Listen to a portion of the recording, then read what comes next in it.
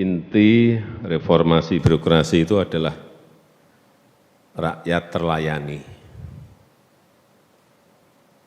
Rakyat terlayani dengan baik, secara efektif dan akuntabel. Dari komentar-komentar yang saya baca, baik di lapangan maupun di kementerian, di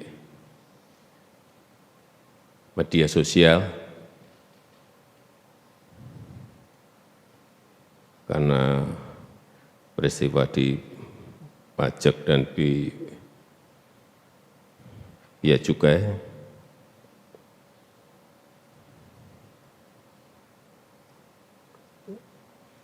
saya tahu betul mengikuti kekecewaan masyarakat terhadap aparat kita, aparat pemerintah.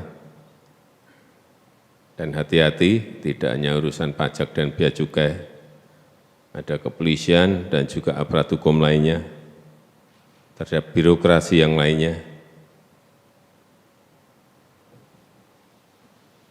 Dan kalau seperti itu ya, kalau menurut saya ya, pantas rakyat kecewa.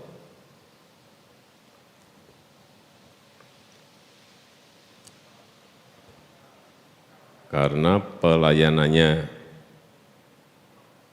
dianggap tidak baik,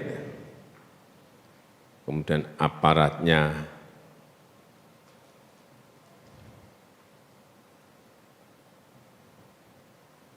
perilakunya jumawa dan pamer kuasa, kemudian pamer kekayaan,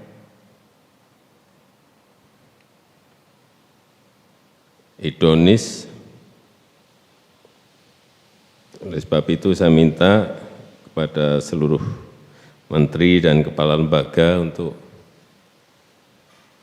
mendisiplinkan para di bawahnya, memberitahu apa-apa yang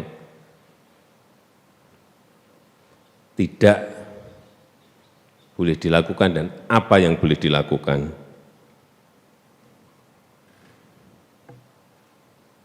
Kemudian di Polri maupun di Kejaksaan Agung dan aparat hukum lainnya, benahi dulu di dalam, kemudian selesaikan dan bersihkan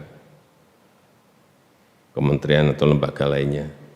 Sekali lagi, saya ingin tekankan supaya ditekankan kepada kita, kepada bawahan kita, jangan pamer kekuasaan, jangan pamer kekayaan. Apalagi sampai dipajang-pajang di IG, di media sosial, itu sebuah, kalau aparat birokrasi ya sangat tidak